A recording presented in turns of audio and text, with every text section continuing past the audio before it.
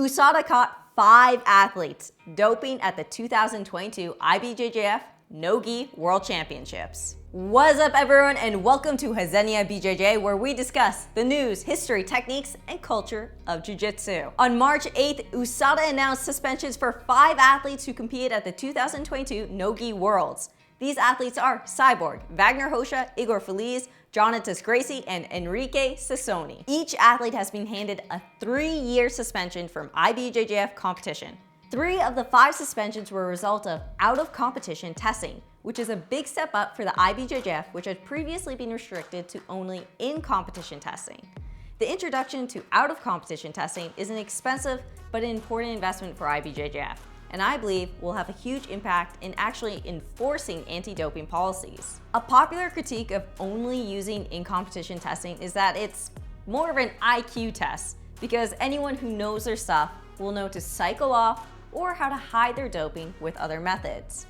Out-of-competition testing makes it much more difficult to conceal performance-enhancing drug use, because USADA officers will show up randomly at an athlete's location and test them on the spot. If a sport does want to take anti-doping seriously, then out-of-competition testing is a requirement. However, it is incredibly expensive to do anti-doping testing, with individual tests alone costing hundreds of dollars. Then you're talking tens of thousands of dollars when discussing out-of-competition testing for multiple athletes. I don't know about you, but I'm curious as to how the IBJJF plans on funding this long term. And tell me in the comments, how do you feel about out-of-competition testing? Will it help prevent doping, or is it just an invasion of privacy? But maybe this isn't a long-term plan, and the IBJJF just decided to test these particular athletes because of their actions. You see, 3 of the 5 athletes suspended by USADA actually left the No-Gi Worlds last December and missed their final matches and podium photos. Cyborg, Vagner, and Ceconi decided it wasn't worth hanging around to receive their medals or take photos on the podium. And so they just left. At the time, Cyborg claimed he had a flight to catch, and that was more important than doing the Absolute Division finals.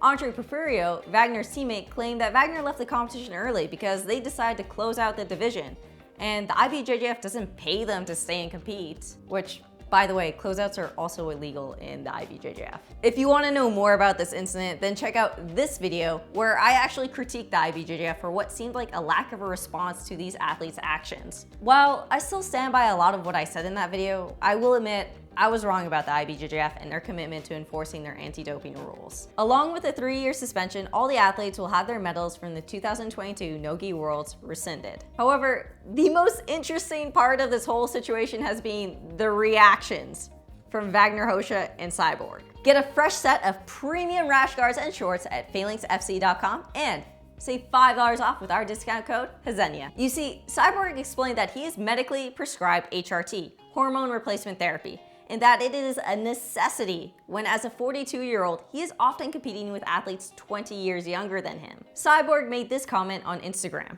"We're making no money from IBJJF, and we are having to compete against much younger athletes who are allowed to be on everything for professional events. So basically, we are competing for the fun at IBJJF, not getting paid like UFC, for instance." He goes on to say, "I've already won multiple world titles, and I'm okay sitting out. But the newer athletes who got suspended are losing a great moment of their lives. It's very sad to have them put away on their prime, especially now testing athletes on their work schedule, visiting their gyms and seminars to make them test.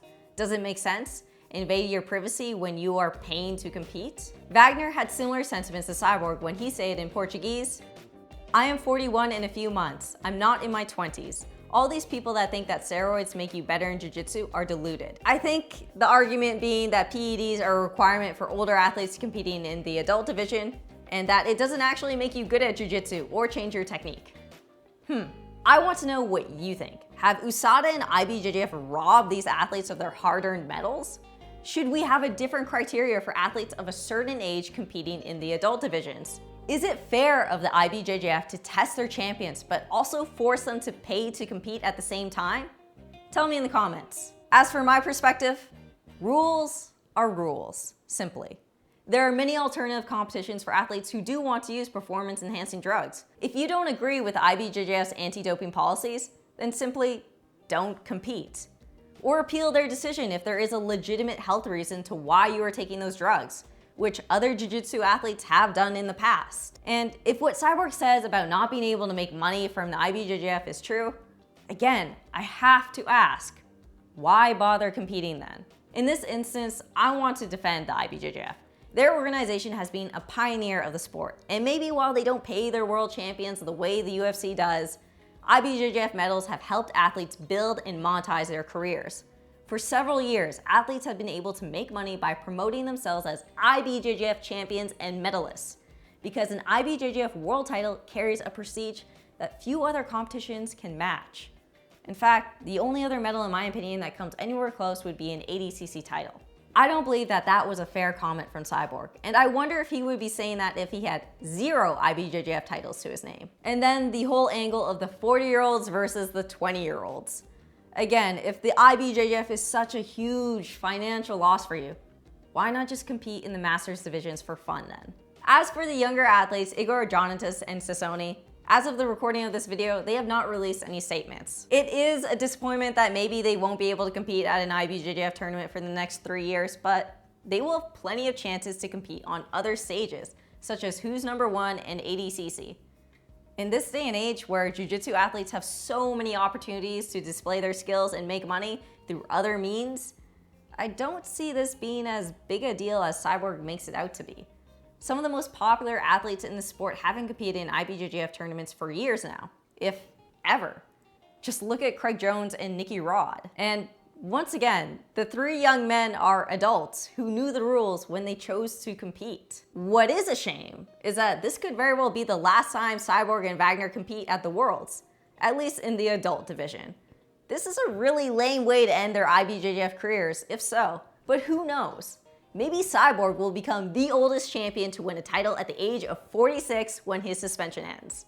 I would be stoked to see that. Tell me your thoughts in the comments. Hit the like and subscribe button and see you in the next video.